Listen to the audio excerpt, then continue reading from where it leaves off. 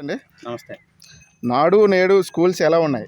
నాడు నేడు స్కూల్స్ అంటే మా నర్సీపట్నం మున్సిపాలిటీ 19వ వార్డులో కొత్త బైపరెడ్డిపాలెం గ్రామంలో ఒక స్కూలు, పాత బైపరెడ్డిపాలెం గ్రామంలో ఒక స్కూలు ఉండడం జరిగింది.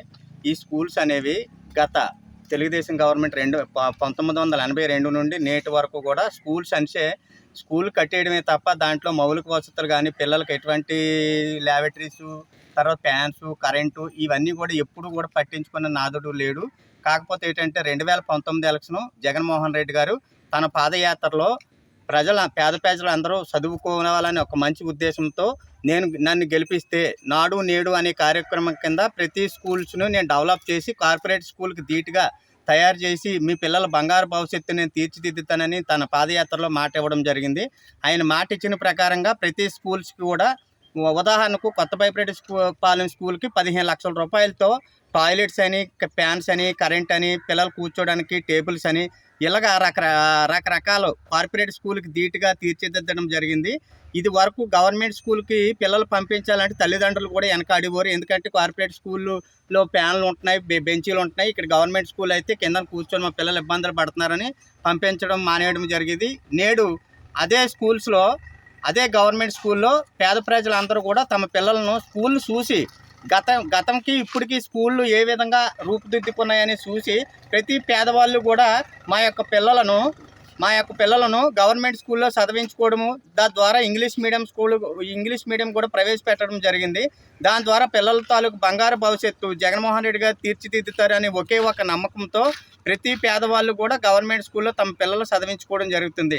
గతంలోనూ మిడ్ డే మీల్స్ అనేది వారంలో మొత్తం 5 రోజులు వర్కింగ్ డే ఉంటే 5 రోజులు కూడా ఒకే రకమైన ఫుడ్ పెట్టడం జరిగేది. నేడు అదే గవర్నమెంట్ స్కూల్లో ఈ నాడు నేడు కార్యక్రమం వచ్చిన తర్వాత రోజుకొక రకంగా మన ఇంట్లో ఏ విధంగా అయితే రోజుకొక రకంగా తింటామో గవర్నమెంట్ స్కూల్లో కూడా అదే విధంగా రోజుకొక కూర, పప్పు, గుడ్డు, చెక్కిలు ఇలాగ రకరకాల రాగి జావ ఇలాగ రకరకాల వంటకాలతో పిల్లలు తెలివితేటలు పెరగాలని చెప్పి రోజుకొక మెనూ పెట్టి పిల్లల బంగారు భవిష్యత్తును తీర్చిదిద్దడం జరుగుతుంది. ఓకే, ఇక చూస్తే మరి డిజిటల్ క్లాసులో ఐఎఫ్ఈ ప్యానల్స్, ట్యాబ్స్ ఎలా ఉన్నాయి స్కూల్స్కి?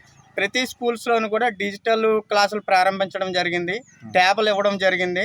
ప్లస్ ఏంటంటే ప్రతి స్కూల్లోనూ కూడా ఇది వరకు డ్రింకింగ్ వాటర్ కూడా ఇబ్బందులు పడేవారు. ఇప్పుడు డ్రింకింగ్ వాటర్కి కూడా గవర్నమెంట్ కొన్ని ఫెసిలిటీస్ కల్పించడం జరిగింది. తద్వారా మా స్కూల్ ఇచ్చాము మేము అందరి సహకారంతో మా స్కూల్లో డ్రింకింగ్ వాటర్ కూడా ప్రొవైడ్ చేయడం జరిగింది. ఇలాగ ఏంటంటే ప్రతి స్కూళ్ళు డెవలప్ చేయడం వల్ల ప్రతి ఒక్కరు కూడా విద్యకి అనేది ప్రాధాన్యత ఇచ్చి తనలాగా కూలి పనులు చేసుకోకుండా మా పిల్లలు బంగారు భవిష్యత్తు గవర్నమెంట్ చేతిలో ఉందని చెప్పేసి ఒకే ఒక దృఢ సంకల్పంతో ప్రతి పేదవాడు కూడా తన పిల్లలను స్కూల్కి పంపించి ఇది వరకు కాకుండా ఇప్పుడు ప్రతి ఒక్కరు కూడా చదివించుకోవడం జరుగుతుంది. తద్వారా ఎందుకంటే ఒక గ్రామంలో 100 మంది కూలీలు ఉంటే 100 మంది కూలీల తాలూకు పిల్లలు కూడా నేడు స్కూళ్ళకి పంపించి ప్రతి ఒక్కరు కూడా తన పిల్లల తాలూకు బంగారు భవిష్యత్తు మా పిల్లలు మాలాగా కూలి పని చేయకూడదని ఒక మంచి సంకల్పంతో తల్లిదండ్రులు కూడా పిల్లలను ప్రోత్సహించి మంచి చదువులు చదివించుకోవడం జరుగుతుంది. తద్వారా ఏంటంటే గ్రామంలో ఇది వరకు ఉన్న లేబర్ అందరూ కలిపి చదివించుకోవడం వల్ల వాళ్ళ పిల్లలు బయటికి వెళ్ళి ఉద్యోగాలు చేస్తూ తన గ్రామంతో పాటు మన రాష్ట్రాన్ని కూడా అభివృద్ధి పదంలో నడిపించడానికి ఈ విద్య అనేది ఉపయోగపడుతుంది. ఓకే, థ్యాంక్ యూ అండి. Okay, thank you.